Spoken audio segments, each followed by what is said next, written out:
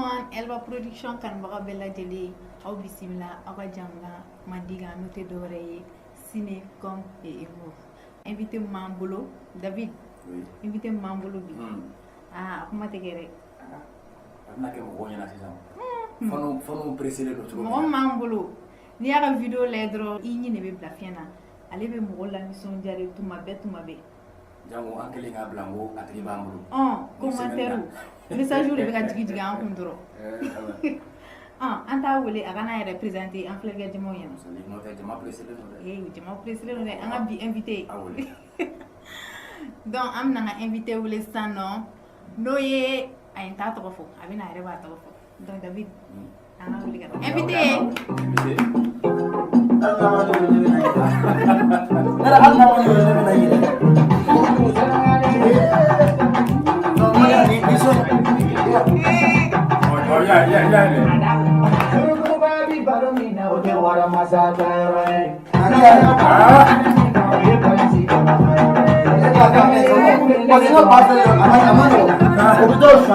N'a tɛmɛna nin kan sisan waati dɔ n ka page sali yɛrɛ bɛ sɔn ka fa kelen suɲɛ.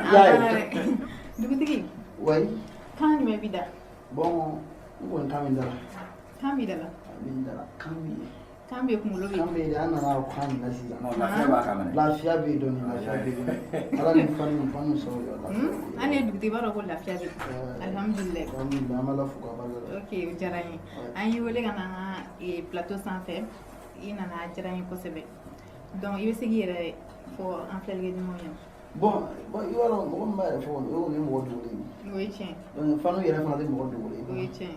Donc n ka foli bɛ n ka fanu bɛɛ lajɛlen ye. N ka fanu daminɛ ye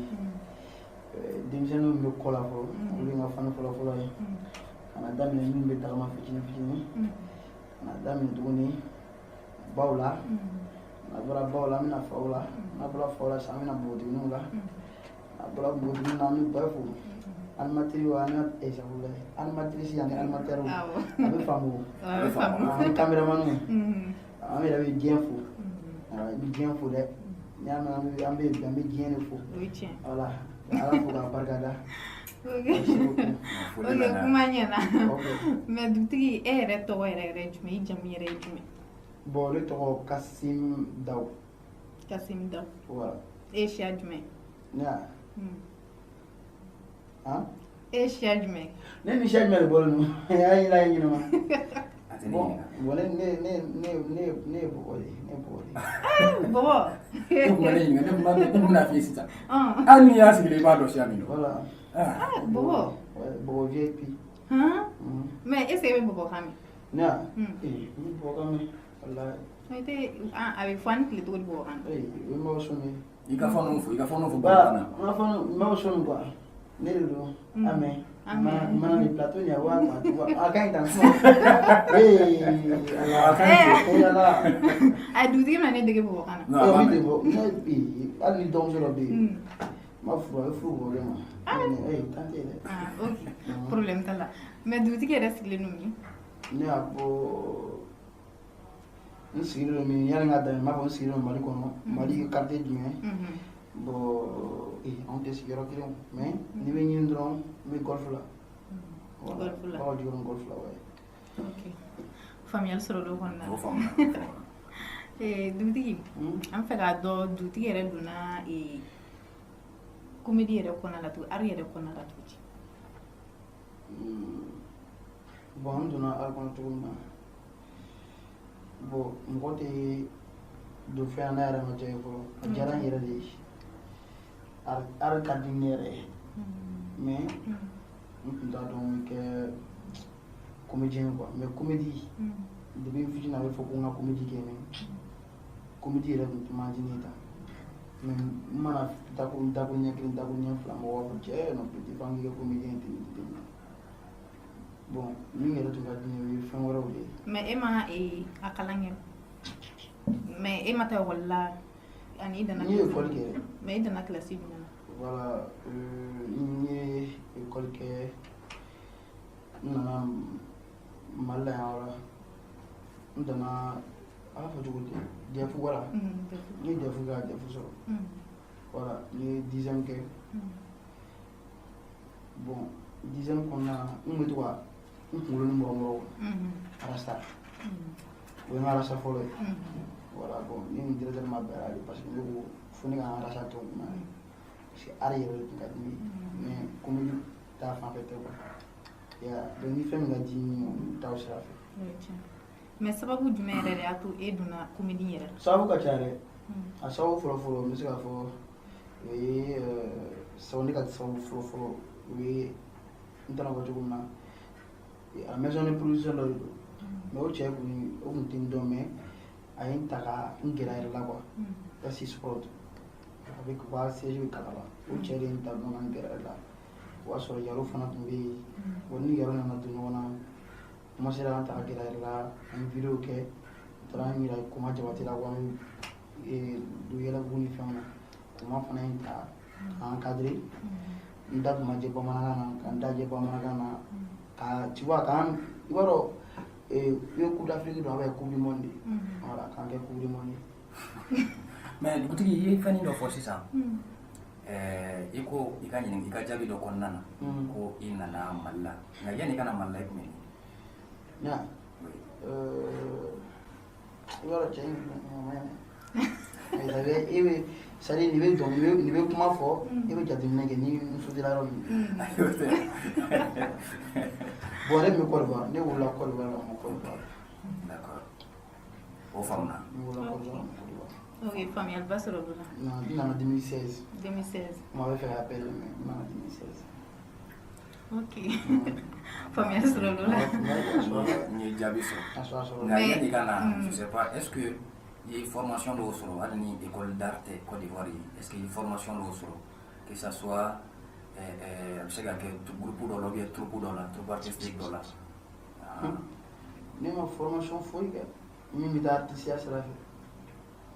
c'est-à-dire fɛn dɔ bɛ yen a bɛ k'i kunna parce que hali ne tun sigila sisan ne bɛ télé lajɛ dɔrɔn n bɛ Barika ye Sidiki ka son dɔ ye ka bɔ nanana de y'a ye o ni ne y'o ye dɔrɔn ni Sidiki y'a kunkolo kɛ modèle min dɔrɔn ne b'o clip kɔnɔ ka ban fɔlɔ n'o banna dɔrɔn paf fo kun kɔfɛ so kɔnɔ ne b'o kunkolo kɛ a modèle ye o b'o kɛ dɔrɔn n bɛna sigi a continuer bon fɛn min se tɛ n ye sisan o de ye a ka fini n'a ka samaraw ye i bɛ samara sɔrɔ n'Ala sɔnna ma. n tora la don na fo n ye muso samara san awɔ parce que n t'a dɔn ko c'est-à-dire parce que samara in se tɛ n ye quoi mais n yɛrɛ bolo ni samara in ni Sidiki ta n t'a dɔn n y'a san ka don sen na jaa n don samara mɔgɔ bɛ yɛlɛ mɔgɔ bɛ ka yɛlɛ na n yɛrɛ bɛ joie kɔnɔ o fɛ n ka samara a bɛ ka fɛn ci jaa n don samara de don. Ok, o faamuyali sɔrɔ o la. Mais dugutigi e bɛ ka baara wɛrɛ kɛ mun ni comédie tɛ kelen ye an filɛ don min na sisan. Bon n tɛ ka baara wɛrɛ kɛ mais i b'a dɔn diɲɛlatigɛ ko o ko n'i b'a kɛ i kana i bolo bila fɛn kelen dɔrɔn ma quoi projet kɔni bɛ n kɔnɔ mais pour le moment n bɛ art n bɛ ka comédie dɔrɔn kɛ pour le moment tu vois mais don n'a nataw la fɛn wɛrɛ bɛ n kɔnɔ k'a kɛ quoi. Ok voilà. Dugutigi o faamuna an kɛlen ka a bila n ko e dugutigi de b'an bolo nin sɛbɛnni in na faniw ye message ci faniw bɛ fɛ ka ko dɔw dɔn dugutigi yɛrɛ kan. Ne ka faniw ye VIP de n'o ye fɛn o fɛn fɔ ne b'a jaabi. Cɛ ne ka faniw ma ɲi dɛ.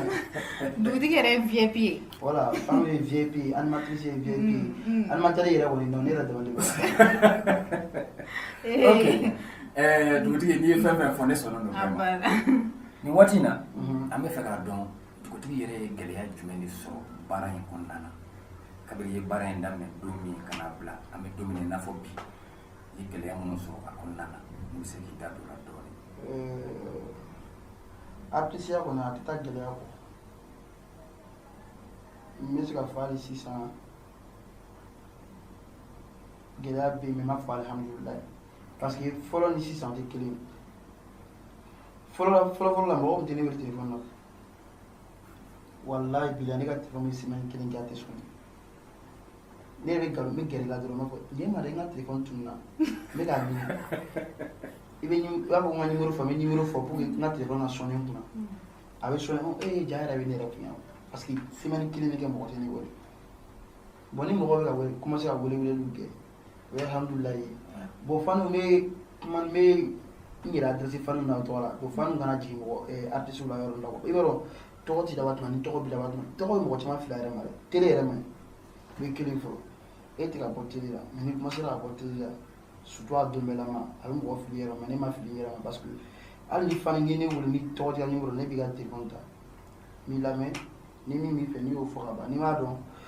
n bɛ baara dɔ la n b'a fɔ bon i jɔ n bɛ tila k'i wele ne yɛrɛ de bɛ tila k'i wele ouais parce que ni olu tɛ ne tɛ foyi i fɔ ma mɔgɔ bɛ se ka sigi k'i ka film lajɛ tan mais i ko man d'a ye dɔw b'i ka film lajɛ fana i ko ka d'a ye ne kɔni alhamdulilayi bi n bɛ se ka bɔ ne tɛ kɔni tɛ don so kɔnɔ ni mɔgɔ ma dɔ b'a fɔ Kassim tɛmɛtɔla filɛ nin ye mais o ye jɔn ye olu de don mais ni n ye n yɛrɛ bonya olu ma ne yɛrɛ o b'a to yen tɛmɛtɔla ni cɛnni b'a yɛrɛ bonya mɔgɔ ma ten ten tu vois donc baara bɛɛ n'a difficulté de don i b'a sɔrɔ ne ka nin baara in kɔnɔna na n mago bɛ fɛn dɔw la n b'o sɔrɔ fɔlɔ mais n b'a dɔn don n'a nataw la alhamdulilayi a bɛ ɲɛ quoi tu vois parce que waati dɔ tɛmɛna ne tun tɛ fila sɔrɔ mais bi n bɛ ka fila sɔrɔ ne b'a dɔn an bɛ to fila an bɛ taa dɔrɔmɛ 4 na n tɛ dɔrɔmɛ 4 na n bɛ taa dɔrɔmɛ 5 la ala ni faamu sa n dalen don n ka faamu la VIP walima n dalen don dugutigi ɲininkali jaabira nka n mago bɛ situation familiale de la dɔɔnin familiale i kɛ kuma ne ka baara in daminɛ i parents tun bɛ cogo di i kɔrɔ ni fa ni baw tun bɛ cogo di i kɔrɔ yalima baara in daminɛ a tun ka d'u ye wa walima a tun man d'u ye voilà sisan ne sera o kuma ma parce que ne ka art c'est-à-dire i bɛ fɛ ka fɔ artisiya voilà i b'a dɔn ne ka art a tɛ a ma c'est-à-dire k'a fɔ ko a ma diya n somɔgɔw ye ɲɔgɔn tɛ parce que i b'a dɔn den dɔw bɛ yen o kati fana jalen don voilà parce que den dɔw fana bɛ yen i bɛ se k'a fɔ karisa dan yan a bɛ dan yan mais den dɔw bɛ yen i bɛ taa sɔrɔ n'i yɛrɛ de ka d'a ni a tɛna dabila hali n'i yɛrɛ faga t'a dabila tu vois bon art dɔ fana filɛ nin ye fɛn jugu tɛ mais mɔgɔ de b'a kɛ fɛn jugu ye art tɛ fɛn jugu ye mais artiste fana bɛ artisiya kɛ fɛn jugu ye i bɛ se ka sɔrɔ bɛɛ sisan u bɛ se ka ne wele sisan ko ko Kassim ko nin bi denmisɛnninw an bɛ Mali kɔnɔ waati min na sisan denmisɛnninw bila kiliniki nɔfɛ an bɛ fɛ se ka na kɛ an ka denmisɛnninw lanisɔndiya ekɔliso dɔw la o bɛ taa sɔrɔ denmisɛnnin fitinin e bɛ se ka i jɔ denmisɛnninw ɲɛfɛ k'i bɛ mankan fɔ u yɛrɛ b'o la nisɔndiya n'i yɛrɛ hakilinata ye denmisɛnnin hakilina fɛn i b'o voilà donc ni i somɔgɔw y'a ye i bɛ ka don fɛn min na ni fɛnlankolon tɛ avantage b'a la wariko tɛ yɛrɛ fana parce que n'a ka di ni ye parce que ni fɛn min ka di ni ye i t'a to yen fo n'o y'i faga donc ne somɔgɔw y'a ye vraiment a ka di ne yɛrɛ et puis manamana baara tɛ quoi mɔgɔ de b'a kɛ manamana baara ye hali comédie tɛ manamana fɛn ye dɛ an bi mɔgɔ de ye comédie kɛ manamana fɛn ye parce que i bɛ jɔ ka fɛn dɔ fɔ fɛn min i bɛ mɔgɔw hakili ta ka taa fan wɛrɛ fɛ conseil fana bɛ yen ne bɛ se ka na n jɔ sisan ka manamanakan dɔ ta ka fɔ o manamana fɛn sini dɔrɔn i b'a ye denmisɛnnin dɔw b'a pratiquer n bɛ se ka na n jɔ sisan ka kuma dɔ fɔ conseil dɔ di comédie kɔnɔna na i bɛ taa sɔrɔ fana muso dɔ fana b'a ta k'o fana pratiquer donc anw fana ye messager de quoi a tɛ komi c'est-à-dire i bɛ se ka sɔrɔ jamana kɔnɔ fɛn dɔ bɛ yen a fɔli a gɛlɛn tɔw bolo mais a bɛ passer anw artistes de fɛ k'a ɲɛfɔ an bɛ se ka kɛ comédie cogo min na mɔgɔw b'a faamu cogo min na donc o y'a ye n somɔgɔw y'a ye donc a ko ni ka fisa quoi a diyara ne yɛrɛ fana ye artisiya tɛ ne manamana fɛn ye donc o y'a to yen bɛɛ bɛ k'i da kɛ quoi n'i ka hɛrɛ bɛ fɛn o fɛn na ala k'a latigɛ donc n nana ni ka art ye tan de bon alhamdulilayi bi bi in na mɔgɔ tɛ kɔnɔna kuma bɛɛ fɔ fan bɛɛ sa mais somɔgɔw fana alhamdulilayi voilà o faamuna c'est-à-dire i ma dugutigi ka kuma mɛn c'est-à-dire i m'a mɛn yan ne y'a mɛn n bɛ ka ɲininka n'a sɔrɔ a y'a mɛn ne ma tunu ne ye kuma bɛɛ faamuya Voilà. et puis n dalima la fana minnu fana bɛ k'an lajɛ nin wagati ninnu na olu fana bɛ ka faamuyali caman sɔrɔ an ka bi baro taabolo non la vieux bɛ ka faamu voilà vieux bɛ ka faamuya dugutigi ouais i ka fan dɔ ko i ka fan dɔ han i ka fani musoman a fɔ n ka vieux dɔ nin ye muso ye koyi nka dugutigi nin ye nin ɲininkali kɛ cogo min na nin ye a ko namu vieux min wa a y'a adressé Sali de la dɛ Sali a ko Sali ma namu ko Sali ko dugutigi ɲininka n'o y'a sɔrɔ a furulen don walima n'a ma furu ne ko nin ɲininkali ye sinsinna cogo min na nin ne ba bila mama n bɛ tila k'i wele jaabi dɔ o bɛ ɲininka jaabi dɔ de la n bɛna o répondre e kana siran sa tiɲɛ fɔ dɔrɔn dugutigi sera na ni ɲininkali Asa fitinin ne k'i y'a ka bɛɛ la in dama sisan VIP fana de sera kuma tɛ VIP yɛrɛ ma i jaabi sisan Ay dugutigi bɛ siran parce que dugutigi b'a dɔn Sali n'i ye ne dugutigi ɲininka ɲininkali in na dugutigi ma se k'a jaabi i bɛ taa sɔrɔ e k'a ɲininka ta k'a sɔrɔ a ma ne ta dugutigi nin bɛ ka tɛmɛ an bɛɛ lajɛlen kan a y'a faamu Sali a fɔ a ɲɛna ko n bɛ tila ka a jaabi inbox la inbox la e b'a dɔn mɔgɔ min na ne bɛna jaabi inbox la ouais m'a dɔn mɔgɔ min ne ka fiɲɛ ban tɛ a VIP de don ale kelen tɛ dɛ i bɛ taa sɔrɔ a n'a ɲɔgɔnna baden de bɛ fɛ k'a dɔn fana bɔra yen m'aw jaabi inbox la ne bɛ k'o dɔn ayi dugutigi bɛ nin fɔ yan sisan de ayi parce que i bɛ dɔn diɲɛlatigɛ filɛ nin ye parce que ne fa ye fɛn dɔ fɔ n ye parce que ni ne ye fɛn dɔ kɛ fɛn kɔ parce que ne fa filɛ nin ye a tɛ sɔn fɛn dɔ ma ni fɛn dɔ fɔra ka sɔrɔ a ma sɛgɛn a ma nɔgɔn n bɛ tila k'aw jaabi inbox la tilennen tɛ bon fana ma furu fɔlɔ i ma furu mais tu es en couple mun bɛ tila k'o jaabi inbox la ayi i b'a jaabi yan sisan de i furulen tɛ mais est ce que tu es en couple bon n mamuso kɔni bɛ yen o n ka go i ka go kelen de don wa e m'a faamu k'a mamuso ne mamuso ye n ka go préféré yɛrɛ de e mamuso wa ne yɛrɛ ma kuma in mɛn n'a y'a fɔ ten de a bannen don kuma de la nka a dun bɛ kuma n yɛrɛ bɛ sɔn filanan a bɛna fɔ dugu ayi ne tɛ sɔn ka na kɔnɔ ne fɛn ne tɛ sɔn ka na kɔnɔ ayi dugutigi ka fanu bɛ dimi kɔrɔ nin kelen na dɛ fana kana dimi m'aw jaabi inbox la ok problème t'a la faamuyali sɔrɔ olu la mais David i ye question dɔ posé dugutigi kunna ko a ye gɛlɛya min sɔrɔ a ka baara taabolo la dugutigi y'a da don o la k'o fɔ an ɲɛna mais ani a ye nafa min fɛnɛ sɔrɔ baara in taabolo la an bɛ don min na i ko bi dugutigi m'a da don o la k'o fɔ an ye dɛ Sali o kɔni fili ma tɛ kuma ɲɛ t'a kɔnɔ furu la wa cɛ ala ka barika di ala e nɔ cɛ bɛ se kuma na so ayi parce que l'apparence trompe i bɛ dɔw ye bi u bɛ fini ɲumanw don u ka bon mais hɛrɛ bonya tɛ dɛ lafiya bonya tɛ dɛ c'est vrai bon n bɛna yɔrɔ min na n bɛ fana mɔbili de tɛ n bolo fɔlɔ ani du voilà a y'a hakili to yɔrɔ nin na quoi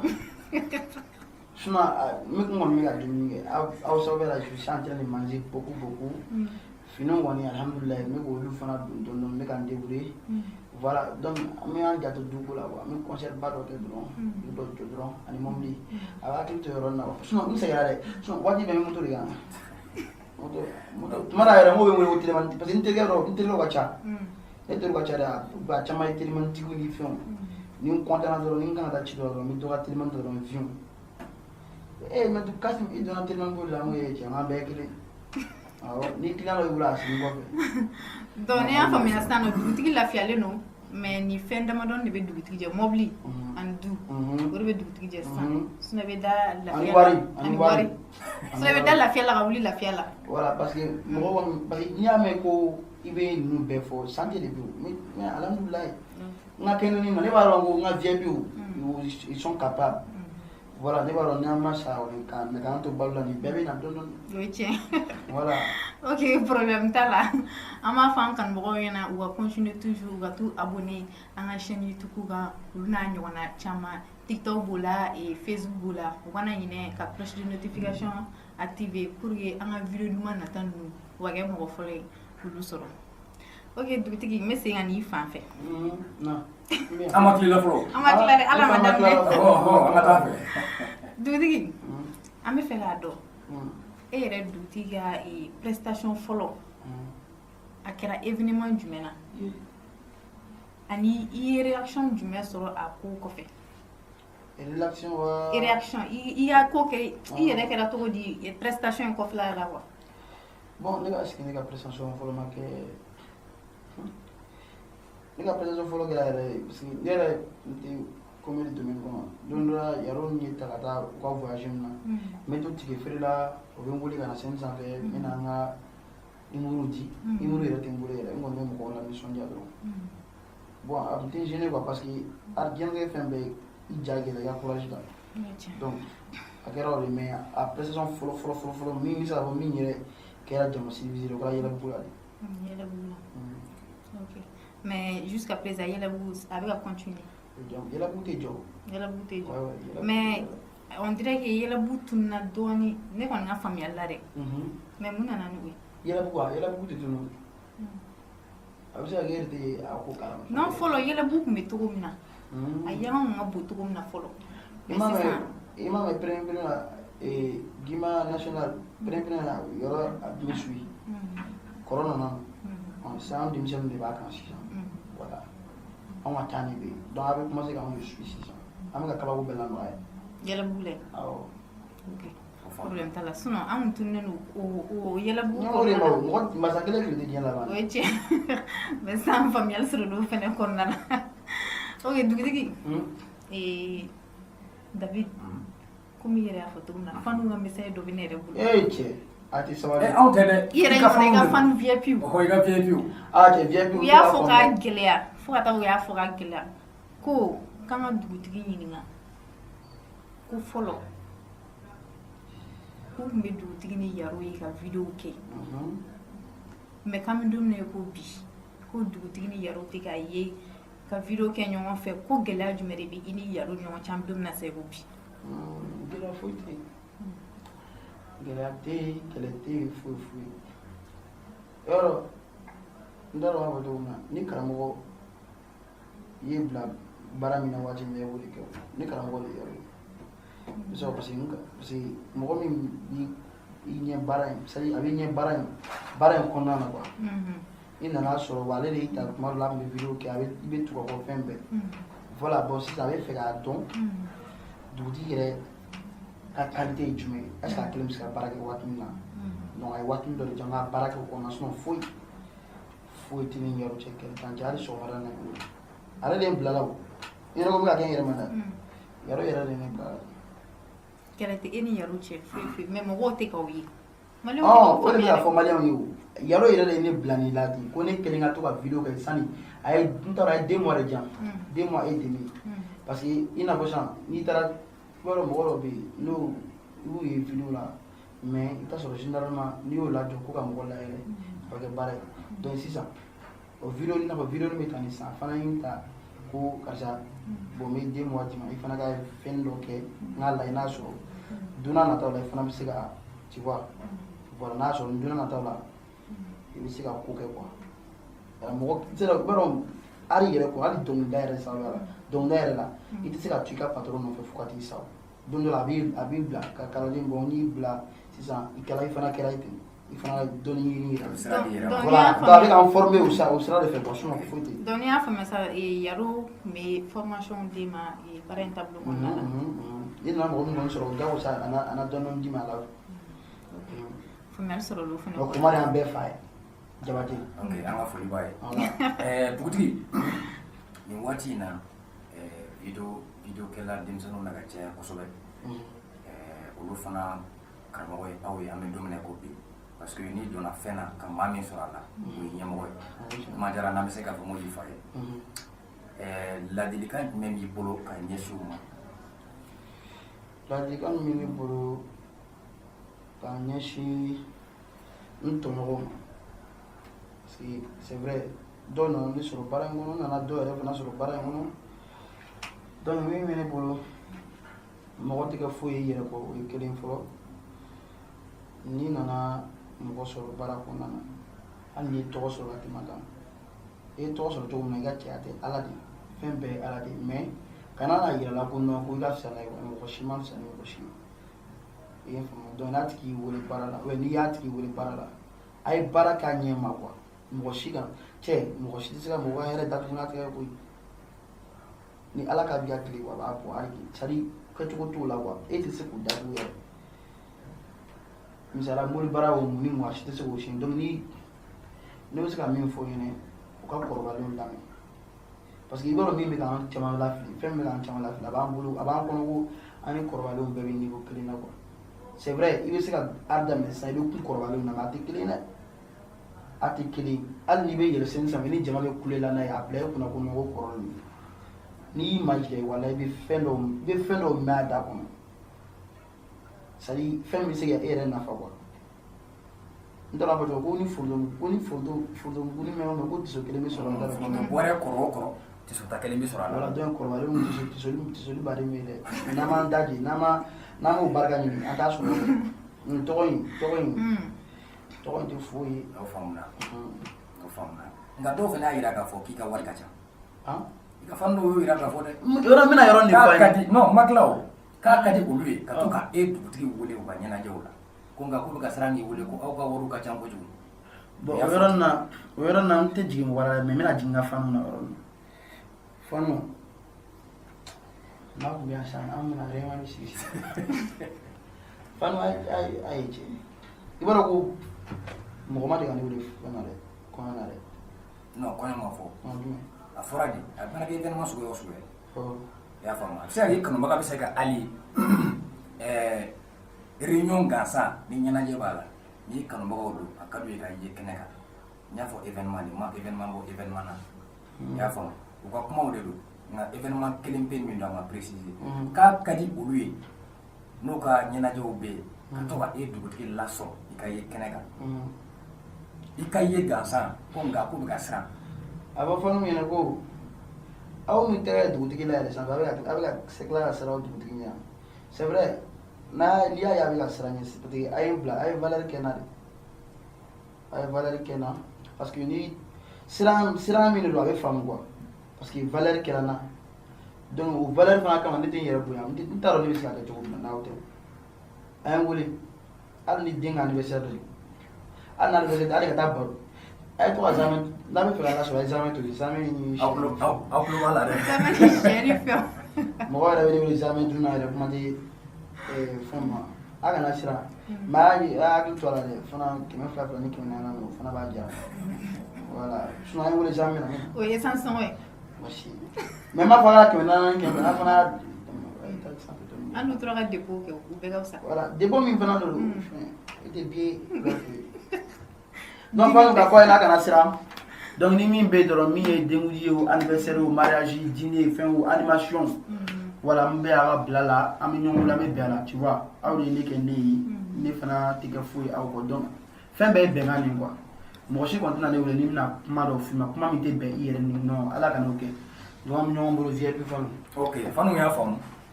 bɛɛ lajɛlen kulo bɛ aw ka dugutigi mankan na aw ka faamuyali sɔrɔ olu kɔnɔna la donc a ye min fɔ bɛɛ lajɛlen y'a faamu nin waati in na dugutigi kuma diyara n ye. Voilà ne yɛrɛ fana content na. I content na. N bɛ n ka VIP Fanu fo su ani tile. VIP Fanu. Voilà ka taa 1 na fo parce que 1 ye denmisɛnninw de ye quoi cɛ denmisɛnninw ka di ne trop. Ok u tulo b'i la. Denmisɛnninw yɛrɛ de ka di ne c'est à dire ni ne ye tile journée kɛ ne ma denmisɛnnin dɔw ye n kɛrɛfɛ dɔrɔn ne nin bɛ tiɲɛ ne bolo. Ni non. Mais c'est temps yɛrɛ b'e bolo juste i ni denmisɛnninw cɛla la. O de ye temps ko dan ye. N denmisɛnninw de ye ne kɛ denmisɛnninw de ye ne kɛ kasi ye. Ok faamuyali sɔrɔ olu fana kɔnɔna na. Mais i yɛrɛ ɲuman na i ka VIP ko k'i ɲininka. Ko mɔbili min ka di n ye ok c'est à dire mɔbili min ka di ne ye hali ni a ma bonya kosɛbɛ fitinin ni mankan dɔ quoi n bɛ dogo voilà. Ayi mɔbili bɛ na don mais mɔbili bɛ na de mais mun bɛ yan nɔ o tɛ mɔbili mais mɔbili bɛ sira la ka na. I ka di VIP ninnu yɛrɛ a ye kɛmɛ fara ɲɔgɔn kan dɔrɔn i ka di u ye fo k'a faga VIP ko k'i ɲininka vraiment olu mana dugutigi yɛrɛ de ka vidéo lajɛ olu ɲɛ yɛrɛ tɛ datugu hali olu dusukasilen don le fait que olu bɛ e ka vidéo minnu lajɛ olu bɛ bila l'aise de la mais k'olu yɛrɛ t'a dɔn dugutigi yɛrɛ ka inspiration bɛ bɔ yɔrɔ min yɛrɛ de la. Ne ka inspiration ma fa bɛ bɔ Fanu de la parce que i b'a dɔn i bɛna n'i bɛ ko o ko kɛ n'i y'a mɛn ko a bɛ ka ne lajɛ n'a ɲi tɛ datugu i bɛ taa sɔrɔ bɛɛ da jogo de don i bɛ taa sɔrɔ bɛɛ di film i bɛ yɔrɔ bɛ ta ka di mɔgɔ juguya yɔrɔ bɛ ta ka di adamaden dɔw ma an bɛ miiri ko non mɔgɔ jugu de don mɔgɔ jugu tɛ dɛ a tala k'a bila yɔrɔ la de i bɛ taa sɔrɔ cɛkɔrɔba dɔ bɛ carré kɔnɔ o cɛkɔrɔba ka fɛn baara tɛ foyi ye n fɔ a ka vie c'est à dire i bɛ taa sɔrɔ généralement a sigilen bɛ yen n'a ye denmisɛnnin ye a bɛ ka sira jigin a b'a wele k'a lasigi ka conseil d'a ma ka conseil d'a ma ka conseil d'a ma i bɛ taa sɔrɔ cɛkɔrɔba tɔgɔ kɔni ka baara tɛ foyi ye dɔrɔn conseil di mɔgɔ tellement a bɛ conseil di jeunes ma ni jeunes yɛrɛ y'a sigilen yan sira kan dɔrɔn u bɛ sira jigin u bɛ taa fɛ ko parce que a kana minɛ ka lasigi ka conseil di yan donc ne ka inspiration bɛ bɔ yɔrɔ min na a bɛ bɔ Fanu de la ni n ko bɛ bɔ Fanu na i bɛ taa sɔrɔ sisan baara min gardien bɛ ka difficulté min sɔrɔ baara kɔnɔna na n b'o de ta dɔrɔn n'o de ta dɔrɔn an b'a baara puis kɛrɛnkɛrɛnnenya la fɔlɔ sani ne ka inspiration a bɛ bɔ faniw na mais a fanba bɛɛ fana ye Kuma Jabate cɛ ma ɲi dɛ ale kunkolo ma ɲi dɛ Jabate ale ma ɲi parce que ale de fana bɛ n t'a dɔn a bɛ cogo min na a bɛ diɲɛlatigɛ yɛrɛ de an bɛ ko min na diɲɛlatigɛ kɔnɔ a b'o de ta ka kɛ film ye bon n'i taara ka bila rôle min na sisan ne taara bila gardien rôle la sisan ne bɛ inspiré n b'a lajɛ gardien généralement o ka teli ka jumɛn de kɛ tan donc ne bɛ baara kɛ ni o de ye n'i taara ka bila baarakɛdenya yɔrɔ la i bɛ miiri de sisan baarakɛden bɛ difficulté jumɛn de sɔrɔ baarakɛdenya kɔnɔna na mun ni mun de bɛ kɛ o la mun ni mun de i b'olu ta ka kɛ film ye tu vois puis i bɛ yɛlɛ ko bila kɔnɔ voilà donc an bɛ ɲɔgɔn bolo o yɔrɔnin kuma na. Ok. Faamuyali dɔɔni sɔrɔ olu kɔnɔna la. Dɔɔni sɔrɔ la. Dɔɔni dɔrɔn. A tɔ fɔ. Parce que ne y'i ka vidéo faniw ye vidéo min fɔ o ni Kuma ta fɛ jogo film tɛ kelen. O de la ne k'a f'i ye o Kasim wa dugutigi. Ne ko dugutigi. Parce que an bɛ tila ka na film ta kɔnɔna la mais faniw ko de i bɛ vidéo minnu kɛ u b'a lajɛ u bɛ nisɔndiya hali n'u dusu kasilen don n'u y'i ka vidéo minnu ye u bɛ nisɔndiya mais olu t'a dɔn dugutigi yɛrɛ ka inspiration bɛ bɔ yɔrɔ min na. Ok ne ka inspiration bɛ bɔ n yɛrɛ de la parce que n tɛ mɔgɔ lajɛ o n'i y'a mɛn a fɔra ko dugutigi n ma mɔgɔ copier ten donc mais a bɛ bɔ n yɛrɛ de la n sigi ka réfléchir ka miiri ni fɛn dɔ ye dɔrɔn yɔrɔ bɛ se ka fɛn dɔ ye dɔrɔn a bɛ k'i yɛrɛ layɛlɛ i b'a ta de k'a yɛlɛma dɔrɔn k'a kɛ yɛlɛko ye yɛlɛko mɔgɔ bɛ faamuyali sɔrɔ yɛlɛko min kɔnɔna na voilà donc n ka inspiration bɛ ta tan de k'a fɔ a tɛ komi n bɛ taa yala yala ka kow ɲɛɲini dɛ. Donc ni e y'i sigi dɔrɔn k'i réfléchir dɔrɔn e ka inspiration bɛ na. A bɛ na hali ni ye n da tuma dɔ i b'i da i wulitɔ la i bɛ wuli ni hakilina dɔ ye quoi. Ok, sans faamuyali sɔrɔla a la sinon fɔlɔ dugutigi kun y'a ɲagami dɔɔni dɛ. Ne parce que ne ye kuma masa de kɛ i mana min fɔ ne bɛ taa. Dɔw yɛrɛ ko n'i ye fɛn min ɲini dugutigi fɛ waati min na ko hali n'i mago bɛ ɲi kɔgɔbɔ la i bɛ ɲi kɔgɔbɔ dɔn wa? N t'o dɔn dɛ. Ɲi kɔgɔbɔ ka sin ka fɛn ninnu bɛɛ lajɛlen ɲi bila fiɲɛ na k'o layɛlɛ waati min na ko n'i y'a ɲini dugutigi fɛ dɔrɔn k'a bɛ sin k'i lasɔn ten. Voilà. E ka ko ninnu ka ca. I b'a dɔn diɲɛlatigɛ ye fɛn min ye i b'a dɔn voilà o lasɔnni in dɛ parce que ne y'o de fɔ somakɛ dɔ b'a parce que ale bɛ fɛ ka mɔgɔ lasɔn i mana se o somakɛ in fɛ yen a b'an ka kare kɔnɔ mɔgɔ tɔgɔ fɔ de man ɲi n'i sera fɛ dɔrɔn k'i bɛ n'i kungo lajɛ a b'a fɔ k'i kana kuma ko min nakun don a bɛ fɔ yen i bɛ mɔgɔ nakun i tɛ ni nakun dɔn i b'a fɔ ko ne bɛ nakun dɔn i b'a dɔn musow bɛ taa ni mɔgɔ donna dɔrɔn i sigi i ka bi i ka sini i ka siniji i ka diɲɛlatigɛ bɛɛ a bɛɛ bɛ ne tɛgɛ kɔnɔ ne b'a bɛɛ dɔn mais i b'a dɔn tubabuw filɛ nin olu bɛ ko bɛɛ ɲɛɲini dɛ tubabukɛ y'a dɔn ko non ko cɛ dɔ bɛ an ka kare kɔnɔ ko ale bɛ bɛɛ nakun dɔn tubabukɛ de ye avion ta ka na 18 heures ka don cɛ fɛ yen a y'a ɲɛfɔ ko tubabukɛ nana kungo lajɛ tubabukɛ k'a bɛ kuma dɔrɔn ko mɔgɔ tɛ kuma k'a bɛ nakun dɔn tubabukɛ i tɛ ne nakun dɔn dɛ cɛ ne nakun dɔn a ko min nakun dɔn sa tubabukɛ k'a bɛ kuma cogo o cogo cɛ ko non k'ale bɛ cɛ nakun dɔn cɛ de sin ka gɛɲɛ bɔ a kɔfɛ dɔrɔn ka sin ka kɛ somakɛ ɲi kan fiyaw tun b'a kalama ne tun bɛna gɛɲɛ kɛ k'i bugɔ a ko n t'o kalama ko ok problème t'a la a ye samara singlet bɔ k'a k'a ɲɛ kan waw e tun b'a kalama ne bɛna samara kɛ k'i bugɔ ni t'a kalama ko i bɛ ne nakun a k'a bɛ cɛ bugɔ yɔrɔ min na dɔrɔn somakɛ fana y'a da ɲɛ kan waw est ce que e fana tun b'a kalama ne bɛna da i ɲɛkɔrɔ donc nakun filɛ nin ye an ka nakun faamu dɔɔni quoi a kun t'a nakun a ye nakun faamu. Merci o diyara n ye kojugu c'est aussi k'a diyara faniw ye parce que nin waati in na faniw sigilen bɛ k'i lajɛ nin waati in na k'i lamɛn voilà kuma tɛ kuma don dugutigi san an nalen Kasim na dugutigi dɔn in kun ye dugutigi ka vidéo yɛlɛma i kelen mais sisan an nalen Kasim na an yɛrɛ Kasim bɛɛ de fɔ tan a bɛ ma fɔ dɛ an bɛna don Kasim na a bɛ ma fɔ i bɛ se k'i da don film jogo la k'o dɔn ɲɛfɔ an ɲɛna surtout i bɛ ka rôle min yɛrɛ jouer a ka di mɔgɔw ye kosɛbɛ a bɛ mɔgɔw layɛlɛ tututu a bɛ conseil caman di mɔgɔw ma quoi donc i bɛ se k'i da don dɔ la ko bon film jogo ye film jogo filɛ nin ye a bɛ se dɔwɛrɛ ka mɔgɔw jogo kɔ wala adamaden jugu ɲuman jugu sari min ka ɲi min man ɲi sigida kɔnɔ an yɛrɛ ka diɲɛlatigɛ taabolo kunna donc a bɛ ka kuma o bɛɛ de kan tu vois film jogo i de nana ba jɔn Koma Jabate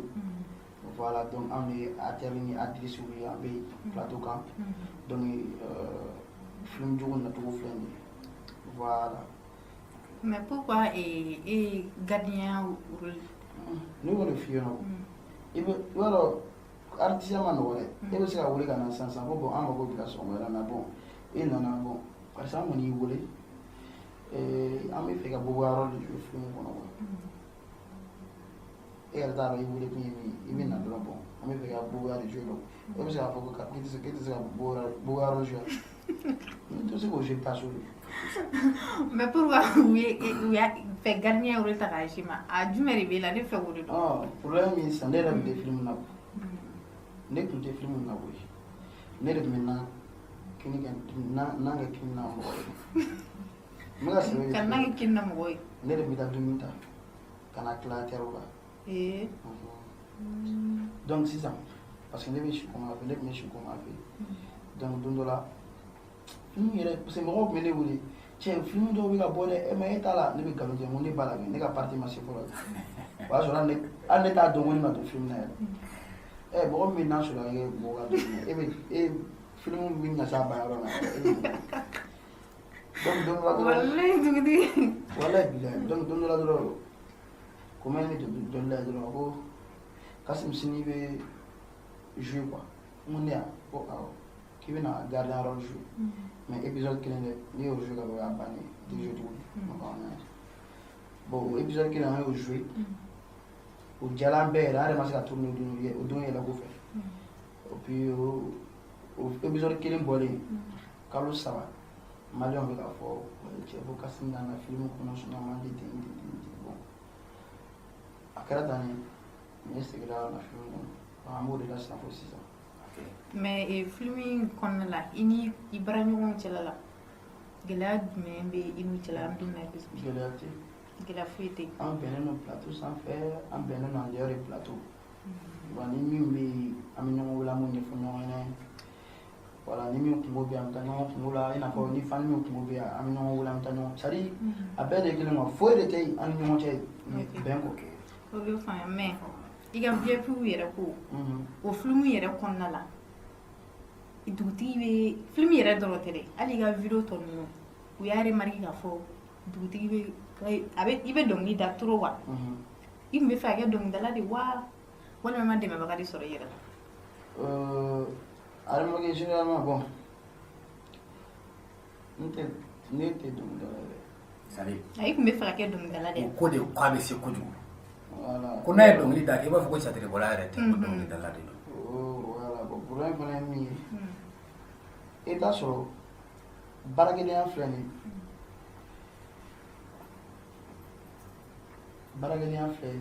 bon an ka bɔ film yɛrɛ kɔnɔ parce que i tɛ ka kuma ni film i bɛ ka kuma ni vie réelle de ko min bɛ ka dɔnkilidala ye. Bon parce que u y'a jateminɛ i ka film ni ka video de la à chaque fois hali i ka video nin yɛrɛ i bɛ dɔnkiliw da film yɛrɛ kɔnɔna la gardien rôle la i bɛ dɔnkiliw da fɛn bɛɛ. A fɔ fani minɛ ko n bilala la voilà parce que film kɔnɔna na o ye n bila fɛn o fɛn na n y'a jouer quoi sinon n tɛ fɛ ka kɛ dɔnkilidala yɛrɛ mais ni fana ye n bila dɔnkilidala n bɛ se k'a kɛ mais o t'a yira ko ni dɔnkilidala ye kelen dɛ parce que o de bɛ ka comédienw bila film la. Mais film in kɔnɔna de la dɔnkilida a fɔra i k'i ka to ka dɔnkili da. c'est à dire film kɔnɔna na i b'a sɔrɔ yɔrɔnin dɔ bɛ yen o bɛ moquerie yira quoi ka yɛlɛ mɔgɔ la sabu juguya ko quoi donc i bɛ se ka dɔnkili dɔ lajɛ dɔrɔn i b'a sɔrɔ dɔnkili yɛrɛ t'a dɔn yɛrɛ mais n b'a fɔ n k'a bila fɔlɔ ni ye nin répété n bɛ tila ka dɔnkili in lamɛn bon n b'a lamɛn quelques minutes a bɛ to n kunna n ka jouer kɔnɔna na n b'a jouer. Mais hali en dehors du film an y'a jateminɛ hali ka video tɛmɛnen ninnu na i bɛ dɔnkili da la. réseau kan bon moi je trouve ça o tɛ kojugu bilen parce que faniw ye dɔn min na parce que yɔrɔ tuma dɔw la i tɛ i yɛrɛ sago kɛ quoi i bɛ faniw sago de kɛ i tɛ sɔrɔ olu ka di fani dɔw ye tuma dɔw la mais tuma dɔw i b'a panase so n ka video bɛɛ la n tɛ dɔnkili da i tɛ sɔrɔ rôle dɔ bɛ yen ani dɔnkilida de bɛ taa sinon n tɛ dɔnkili da n ka fɛn bɛɛ la. Dɔnkilida fɛnɛ kun man di i tun tɛ fɛ ka kɛ dɔnkilidala ye. Bon dɔnkilida tɛ kojugu ye sinon n'a fɔra ko n tɛ fɛ ka dɔnkili o b'a sɔrɔ n y'a ɲɛɲini ni n y'a ɲɛɲini de ka hali ni n bɛ to dɔ ka kalandenya voilà parce que n'an b'a filɛ sisan normalement ni ne ko n bɛ dɔnkilida ɲɛɲini sisan n m'a fɔ ko n bɛ k'a ye jagosa dɛ mais n m'a ɲɛ sɔrɔ dɔɔnin parce que ni dɔnkilidala bɛɛ ka di ni dɔnkilida bɛna di c'est le bon moment ni ma tugu Jami kɔ n bɛ tugu nin kɔ ni ma tugu nin kɔ n bɛ tugu Safi kɔ hali ni Safi bɛ n k'a ka saki ta la ye n'a sɛgɛnna micro la n bɛ to k'a minɛ ka to k'an kan ni fili o bɛɛ tɛ dɔ ye mais mɔgɔ kana to dɔ la k'i bɛ taa dɔ la un coup la quoi c'est pas bon i ma nin ɲɛ sɔrɔ fɔlɔ i bɛ taa yan fɛ ok ala k'i to la ok faamuyali caman sɔrɔ olu kɔnɔna la donc an b'a fɔ an ka abonnés ɲɛna an'an kanubagaw bɛɛ lajɛlen ɲɛna an tɛ sɛgɛn an tɛ ɲinɛ u ka continuer u ka t'u abonner an ka chaîne YouTube kan u kana ɲinɛ ka cloche de notification activer pour que an ka vidéo kura nataw u ka kɛ mɔgɔ fɔlɔ ye k'olu sɔrɔ dugutigi an bɛ fɛ k'a dɔn nin wagati in na projet jumɛn yɛrɛ b'i bolo projet bon n y'o de fɔ depuis kuma kɔnɔna na n ko c'est à dire n kɔni pour le moment n bɛ communauté la mais ni wari sɔrɔla projet bɛ yen dɛ n bɛ fɛnba de kɛ Mali kɔnɔ n'Ala ka sɔnna ma parce que mɔgɔ i b'a dɔn n'i ma fɛn sɔrɔ fɔlɔ ŋaniya bɛ yen quoi parce que ni ma bɛɛ fɔ dɔrɔn a man ɲi quoi ni wari sɔrɔla ŋaniya min ye walayi Ala bɛ ŋaniya dɔn. Ala ka ɲa ka d'a ma. Ala ka ɲa d'a ma min ma faamu. Ok David an kɔni bɛna se émission kɔni ban yɔrɔ ma an bɛ dugutigi ɲininka a ka kumakan laban na kuma min b'a bolo k'a fɔ a yɛrɛ ɲuman a ka fani VIP ɲɛna donc a b'o da olu tulo kan ani dugutigi e yɛrɛ hakilina ye mun ye an fɛnɛ ka nin émission in sigili la. Non nin émission in sani ka bɛn n b'a fɔ n b'aw fo fɔlɔ parce que nin émission in ka ɲi trop parce que i bɛ taa sɔrɔ faniw a ka di faniw ye ka ɲininkali dɔ k'o ka artiste la mais o t'a occasion sɔrɔ ninnu bɛɛ ye occasion ye bon a ka di fɛn ye fani dɔw fana ye k'u ka artiste sigilen a ka kuma a ka vie kan dɔɔnin o fana b'olu bɔ fili la dɔɔnin quoi tu vois puis degun min bɛ artiste kan fani dɔw fana parce que fani dɔw bɛ yen u bɛ fɛ ka ko dɔ kɛ mais olu yɛrɛ bɛ siran i b'a dɔn fani dɔw bɛ yen u bɛ fɛ ka artiste sɔn u bɛ siran k'a sɔn parce que i b'a sɔrɔ bɛɛ 200 bɛ fani bolo bi a bɛ fɛ ka di kasi min est ce que ne ko n bɛna 5 est ce que a bɛna ne lajɛ n'a ɲinɛna hali ne ye dɔrɔmɛ 10 di ne ma ne b'a minɛ parce que a bɔra dusukun min na quoi i b'a dɔn dɔw bɛ yen u bɛ 2000 ta ka d'i ma yɛrɛ mais a ma se o kɔnɔ u y'a kɛ kun dɔ kama mɔgɔ ɲɛkɔrɔ ko mɔgɔ caman ta y'o de ye i b'a dɔn mɔgɔ caman ta ye da de bi dɔw bɛ yen u bɛ sɔn yɛrɛ de dusukun yɛrɛ la tu vois donc ka fɔ faniw ɲɛna mɔgɔ min b'i sɔn a diinɛ n'a ŋaniya na ani mɔgɔ min b'i sɔn mɔgɔ ɲɛkɔrɔ ma kelen tɛ quoi tu vois donc ne bɛ n ka faniw fo parce que n bɛ n ka faniw fo faniw bɛ yen fani bɛ yen dɛ cogo di voilà fani bɛ yen parce que fani dɔw fana bɛ yen olu b'i nɔfɛ de tile dɔɔnin ko la i n'a fɔ genre si c'est bon aujourd'hui c'est bon mais si n'a ɲagamina i bolo o tɛ ye dɛ i ma deli ka fani dɔ b'a fɔ k'an bɛ sa i nɔfɛ i b'a dɔn fani dɔ bɛ san artiste nɔfɛ walayi n bɛ ka sɛbɛn de f'i han t'a la o ama Michael Jackson ka fɛn la mɔgɔ caman bɛ sa kɛnɛ kan a t'a ye o wulila kanu dɔ bɛ lase mais ala kana ta kɛ tan quoi ala k'an ta kɛ kanu ye kanu min ye kanu barikama ye nafa bɛ kanu min na i b'a ye artiste fani dɔw bɛ yen u bɛ artiste dɛmɛ k'a layɛlɛn sanfɛ n'a yɛlɛla sanfɛ o bɛ yiri in ju tigɛ n'a ye n'a bɛnna san wala ala kana nin kɛ olu sɔrɔ ka taa fan wɛrɛ fɛ mais ala kana ta kɛ tan ne kɔni bɛ min fɔ n ka faniw ɲɛna aw de bɛ se ka ne kɛ nin ye aw de bɛ se ka ne continuer ka ne kɛ nin ye ne ma kɛ foyi ye fɔlɔ dɛ foyi an ye c'est à dire i n'a fɔ sisan ni ne kɛra n t'a dɔn fɔ cogo min na ni ne kɛra mɔbili hali ne ma bouger a ma ne la bouger fɔlɔ a kɔni ye n placer de ka ɲɛ pour que n ka avancer donc aw dɔrɔn de bɛ se ka ne avancer sisan n'a fɔra ko ne ka fɛn bɛ pari la sisan jɔn de bɛna taa faniw de bɛna taa bon ni faniw m'o jasiri ne ka kɔfɛ don est ce que ne de bɛ taa ne kelen bɛ taa n jɔ yen komi n ka fɛnw fɔ ni faniw tɛ yan donc faniw ne b'a fɔ a ɲɛna a kana ka kanu kɛ dala kuma ye ne b'a dɔn a ta tɛ dala kuma ye dala kanu fana tɛ a bɛ dusukun na walayi bon ne dalen don a la quoi donc an bɛ ɲɔgɔn bolo mɔgɔ si kana siran ka ne wele parce que ne tɛ ne yɛrɛ aw de ye ne kɛ nin ye donc ni min bɛ an bɛ ɲɔgɔn wele ten fana an b'o ɲɛfɔ ɲɔgɔn ɲɛna ni n kan ka taa jamais min ka jamais kilo 3 dun a ban n bɛ taa dun a ban voilà ni 100 bɛ min bolo a bila tuma dɔ an bɛ kɛ zikiri dala yɛrɛ I bɛ revoir di bɔbɔkan na e bɛ se ka na tuguni ka wuli e ma bɔbɔkan fɔ a bɛna bɔbɔkan a y'a fɛ k'a tɛna fɔ kana a kɛ ten tɔ de i bɛ revoir fana di bɔbɔkan na répétition m'o fana la bɔbɔkan ma nɔgɔ dɛ a ma bɛn ko bɔbɔkan bɛ crédit ban dugutigiya mɔgɔ si yɛrɛ ma deli k'e bɔbɔkan fɔlɔ n y'a fɔ mais fɛn ma nɔgɔ dɛ i y'a ye mun ma de répétition kɛ la dakuruɲa fila fɔ sa dakuruɲa fila bon wa mi yiro quoi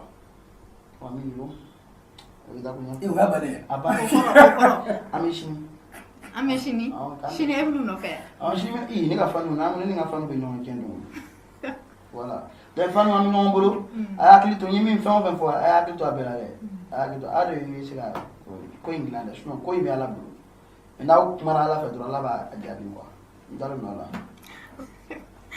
Ok, dugutigi sisan nɔ i ye revoir di i ka fanu ma ni bɔbɔkan ye i yɛrɛ ɲuman i ye fila fɔ mais an tɛ n'i bila ten i ka taga f'i ka i kan fili ka dɔnkili dɔ d'an ye i kanubagaw i kanubagaw ye ko bamananw ko daga wulila sɔgɔla ma ye est-ce que ne ma ɲinan kan o su wa ayi ne ɲinɛn'o kan min m'a bila ka taa ta sisan bon i y'a dɔn komi vieux bɛ ko de don dugutigi yɛrɛ ka vieux bɛ yɛrɛ bon i b'a dɔn parce que ne ye dɔnkili caman da mais vieux bɛ hakili bɛ dɔnkili dɔ de la n bɛ n'o de da sinon o de fana diyara o ye bon an tulo b'i la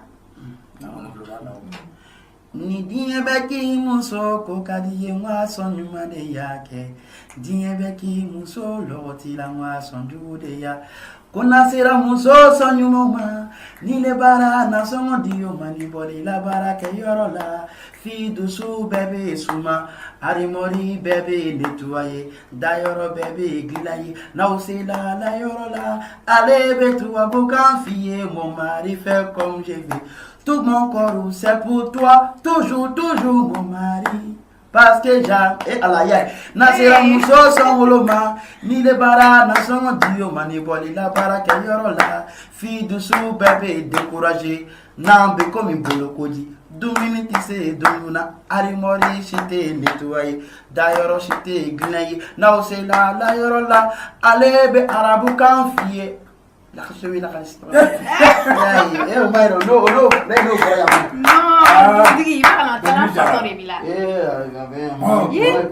ne tun tɛ fɛ ka dɔnkili dabila fo ka kɛnɛ kɔnɔ ko Salif Keita de jɔlen b'a ɲɛfɛ Salif Keita fɛ dugutigi non tana min bɛ misiri la dɔnkilidala Samina ni cɛ in sababu ba ayi n'a fɔra ko ne Salif a kɛra bɛɛ ɲɛna fɛn yɛrɛ tulo b'i la ma Salif la a bɔra k'a fɔ Salif dɔ bɛ moto dilan an ka carré kɔnɔ ne ka mori ma ne b'o dege dɔnkilidala san a ma ɲinɛ a san de kuma ɲɛna voilà d'accord émission sera kuncɛyɔrɔ la ma donc on va la semaine prochaine inchallah bisous